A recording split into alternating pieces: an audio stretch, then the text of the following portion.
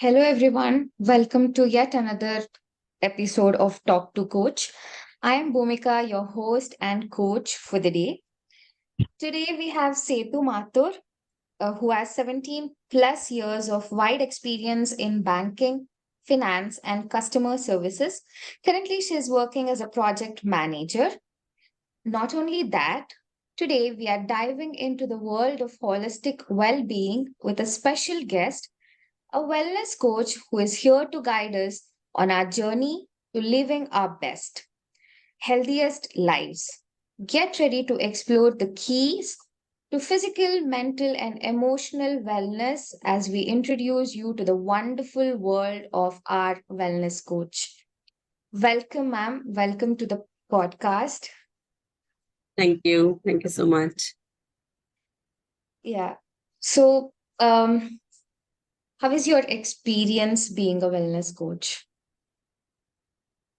Uh, so I would say that wellness is something we all need in today's life. So I also gone through a lot of stress and things which were like not really mentally healthy.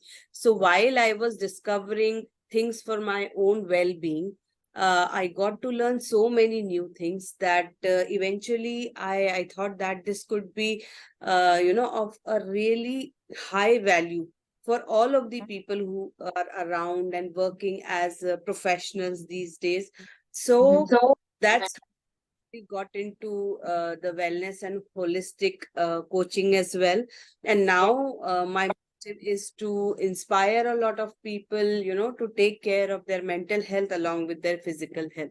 Because most of the time we only talk about the physical aspect of the body, but we are not really following the mental health that Yeah, way. very true, very true. So, again, I would welcome you to today's episode. We are diving into common misconception about mental health. So, can you shed light on these misconception and how they impact people dealing with mental health challenges? Yeah, certainly. So, when we hear this word mental health, mostly the first picture which comes to our mind is generally a person who is mentally challenged and unable to handle his day to day tasks and things like that. But, mental wellness is a very, very deep science, right? So, Mm-hmm. whenever we go through a certain trauma, for example, if we suffered some kind of loss or emotional disturbance in our lives, maybe in family, with friends, or with loved ones. So each of those instances create some kind of trauma inside us, Yeah, and that affects our mental well-being. Okay, yeah, so it is important that we actually look at that trauma as a thing which has to be healed. Okay, yeah, and when we do not heal it, it becomes a part of our memory. Okay, and whenever a similar event occurs in future, our yeah, mind go back to the event and it takes the reference from there. Yeah, yeah. so we have to heal those traumas which we have gone through in our life, be Mm-hmm. it you went through a big breakup, you suffered a loss of a very dear and near person, if you wanted to become someone but you were not able to achieve it, it also gives us a trauma. So there are a lot of small instances which are there and already created some sadness in ourselves. So we have to Yeah. heal those, and we have to move forward so that Mm-hmm. we can create a more beautiful life for ourselves. Yeah, I think a lot of our, listeners can also relate to this. Any incident, even a smaller incident, might, get them a recurring memory of whatever has happened before. Even a small anger or sadness will get all the memories back. I think it's very well said, Setu, because it is important for every person to heal their inner self to be a happier person in the future. So, Yeah. my next question would be, our listeners often wonder how societal pressure can affect their mental wellness. Could you provide insights into the ways these pressures manifest and offer guidance on navigating them? Yeah, sure. So, these days, there are a lot of society pressures which we feel on ourselves. For example, if somebody is successful in your family, now Mm, all of the succeeding, or the people who are like, younger, they have the mm, kind of pressure that, look, your brother or your sister has achieved this, they have got this much marks, they are so well placed, and they have got job in this MNC. Now they are working in some foreign country. So there is a kind of expectation which, which is given to us, that you have at least have to achieve this much. Yeah. yeah. So if I am a person who is of artistic nature, or if I'm a person who enjoys more training and something like that, and if somebody, my parents idolizes as a person who is very successful with IT or banking or finance, Yeah. they try to see us in the same image, right? Yeah. Yeah. That is the kind of social pressure which is created. You have to, meet people in a certain way, you have to dress in a certain style, so that you don't look out of the crowd. So people are trying to put us in a normal box, right? That this is the new normal, this is the Mhm. box, this much you have to achieve. So people are basically, rupturing your individuality. Yeah. Yeah. Yeah. We are They're more so, comparing you with others. yeah, there is so much comparison everywhere. You see little children, they are Mm, like, everybody has to get certain number of marks, otherwise their parents will panic. They will yeah. put you into tuitions, they will put you into a lot of classes. And so what happens? Ultimately, the child is overburdened with a lot of stuff, Yes. right? Yes. So these all pressures, and you have to perform in a certain way, creates a lot of pressure on you. Mhm. So Mhm. rather than doing this, what I would recommend is to, let the child nurture the way he or she is. Because otherwise, what will happen? You will, suppress their creativity, your individuality. If, somebody is holding, like a mobile phone in this hand, and your parents like that, using the left hand is not good. Huh. You have to use it in the right hand. So again, it creates a lot of pressure. Okay, I am not doing something good. So what happens is, over a period of time, when your parent keep telling uh, you that this is not how things should be done, this is the right way. So they have a certain personality. And if somebody is continuously telling, okay, this is not right, so what will happen? Mm. There will be an internal conflict. Yeah. Yeah. Yeah. So that is very, very dangerous thing for anybody. Yeah. So Mm. important thing is, let that person be the way they are. Let them understand things how they should be, but not to pressurize it. Okay, that you have to do it this way. There could Mhm. be other ways also of doing things. So first important thing is to accept things the way they are, and then just provide your suggestions without putting any pressure on the child, or in fact anybody. Yeah. Mm. Even we as an adults, we see a lot of times that we are being told, okay, you are not doing this thing right, you should not opt for this career, you should probably take this stream in studies, and so on. So there Yeah. is always a conflict between the external environment and the internal environment. Correct. Yeah. Yeah. But when we were children, we had no control over it, because we were like helpless. Mm. We were in the supervision of adults. But now, since we are adults, we have to take charge of our own self. Yeah. Yeah. So I think people have to normalize that moving at your own pace is okay. And rather than comparing with other people and taking external pressure, internal pressure, and just because someone else is doing excellent in life in a uh, short period of time, it doesn't mean that you also have to be successful in the same period of time. It's different for different Yeah, people. right. Yeah. So, in today's digital age, technology is all around us. How does it impact our mental health?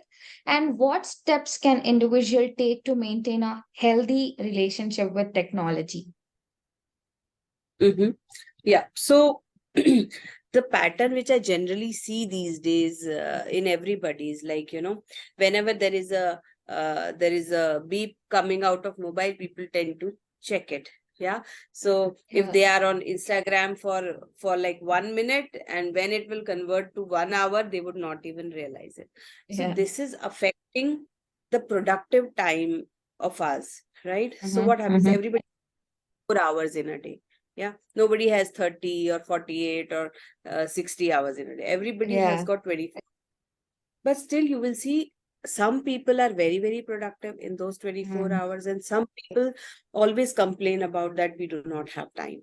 Yeah, so technology is one of the biggest barriers Mm-hmm. in because it has made our lives easy, but it has also given us a lot of distraction points. Yeah. Yes, so to control this distraction, there are a lot of techniques which Mm-hmm. are given and is available everywhere. But there is one technique which I really found is very effective, is called Pomodoro technique. Okay, Oh, so whenever okay. you are yeah, so whenever you are, you want to focus on certain thing. So Mm-hmm. this Pomodoro technique says that just keep every distraction aside, including your mobile phone. If you have Mm-hmm. to put it for on silent, or keep it somewhere away, you do it. So start doing your work and stay focused for 25 minutes, and Mm-hmm. then take a 5 minutes break. Okay, Mm-hmm. then again 25 minutes of focused work and 5 minutes of break. And when Mm-hmm. you do 4 cycles of 25 5 25 5 25 5 25 5, Mm-hmm. and then you can take a 30 minutes break. Okay. Yeah. Yeah, so this is a very helpful technique wherein we can focus on our work as well. And at the same time, during that 5 minutes, if you really have something important to check on your mobile, do it strictly for 5 minutes. And for 25 minutes, do not get distracted by any other thing. Yeah. And then after 4 cycles of this, please take a 30 minutes break. It will be, this will make you more focused and productive. Oh, that's a nice technique. Even I want to try it, and I'm sure our listener would also want to try this technique. Of course, of course. Yeah. So, um, financial stress can take a toll on mental well-being as well. Can you explain this connection and share practical strategies for managing financial concerns without sacrificing mental health? Because you're also into finance, and what is your take on this? Yeah. So, okay, so everybody, even if you are successful people or you ask people who struggle with money, there is one thing which is never enough, is the money part. Everybody would like to have more and more and more. But if you actually ask them what are they going to do with that money, Mhm. probably a lot of people will be clueless that what I have to do. After Yeah. you have, like, you have a good house to live, you have a good car to drive, you are already wearing good clothes, but still you are running after money. Okay, I'm getting now 50 lakh package, I have got 1 crore package, and everybody is like that, I have to reach there. But they don't really know what will they have to do with that money. Yeah, Yeah. they are all running um in a place where they know we have to run because everybody is running. So Mm. what happens is, usually whenever a person, so there are a lot of people who ask each other's package. Yeah, what is your package, what is Yeah. your package? So Yeah. what are they internally doing? They are internally comparing themselves, that hum Yeah. kitna upar hai, kitna niche. Right, Right. that is Right. what they are. And does it really matter? Nobody ever thinks. They just Mhm. want to go in that guilt ride. Okay, agar hum piche hain, to we are still lagging. We have to, buck up. And then if they are ahead, okay, they have got the satisfaction. Okay, I'm ahead. but what is it giving you internally? Sometimes if We that have, person is ahead, how can that person be ahead? He was so normal. yeah. See, Yeah. so that kind of comparison leads you to more and more stress. Yeah. Mm. So you should have enough where you are leading your life in the way you want. If you have all the things of your need, you should be happy. Okay, let others people be ahead. If you get into that comparison, okay, I have to go ahead from this person, from that person, you will never be happy. So for financially, if you have more clothes to wear, uh, like for example, your requirement is like, if even if you want 30 different clothes for all 30 days in the month, if you already have it, you have more than that, you are already rich, right? Yeah, So yeah. get And into that. also, I see that a lot of pressure is coming from these digital media. Like we spoke before, also on social media, there's a lot of things going on. People are fantasizing a lot of fast fancy stuff. Like if they see actors and actress buying iPhone or holding an iPhone, they want it. They want a Louis Hmm. Vuitton bag, they want a Gucci sunglasses, Armani stuff. So I think people are just spending their money without even thinking about, or even if they're not if they don't have sufficient money to wear a sabyasachi lehenga to their wedding, it's more depressing. I have heard couple of my clients even say that. So Yeah. what do you have to say on this particular thing? Okay.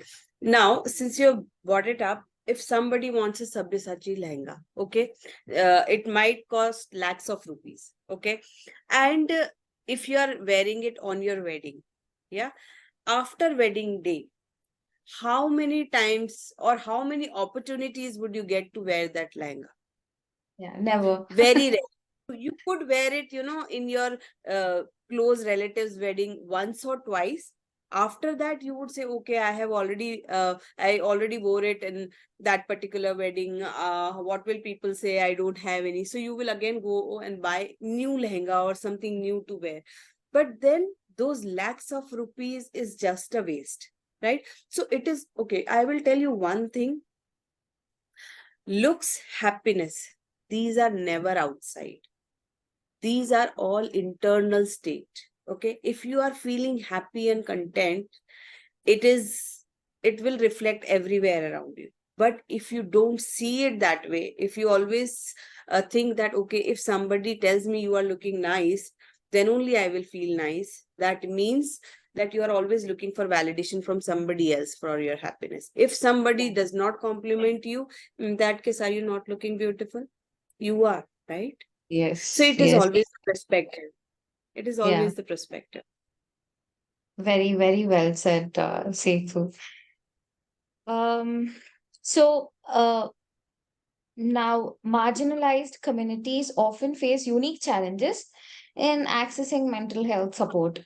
Could you discuss these challenges and highlight any initiatives aimed at bridging the gap?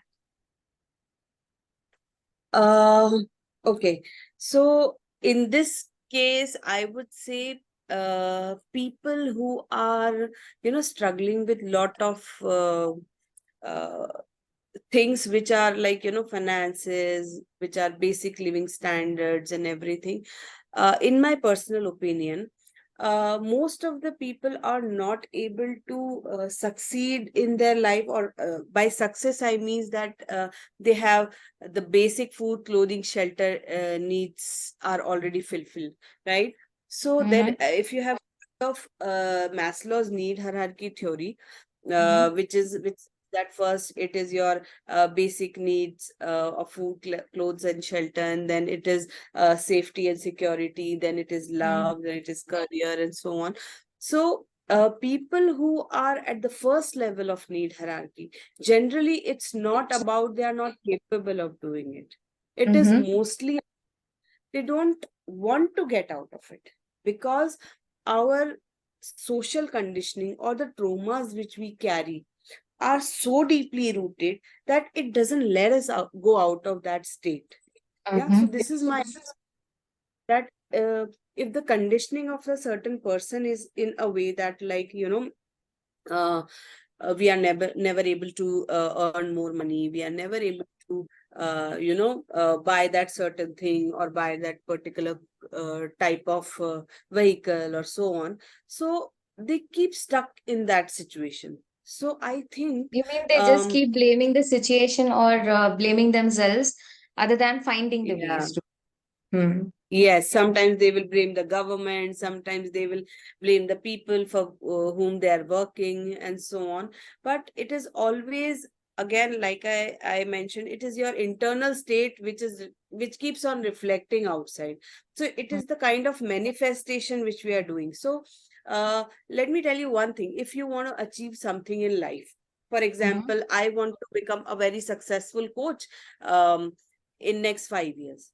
If this is my motive and I keep fearing, okay, I still lack this skill, how will I get there? Maybe I'm not, my delivery is not that good, or my knowledge is not that good.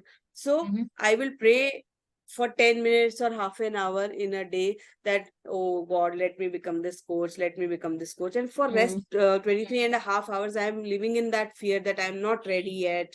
Mm-hmm. I lack this skill, I lack that skill. So whatever you manifest for the longer time is the fear. Yeah. Yeah. And in that case, you would not be able to get there. So Mm. this is the basic principle, and it has to be taught to everyone, be it the minority, be it the majority. This is the universal fact. Mm. So you have to be ready to Yeah. to whatever you want. Your mindset should be ready, and you have to, be You have to optimistic. be more receptive. You have to be Yeah. more receptive to things, and you have to stop judging yourself on your current state, but you have to keep manifesting, and you have to keep working towards it. Mm. Yeah. Okay, so it was a great, great, great episode, and I have lots and lots to talk more with you. Um, Yeah. so we will continue this in the next episode as well. Thank you so much, Setu, for giving us time and coming to this Talk to Coach podcast. Thank you so much for having me.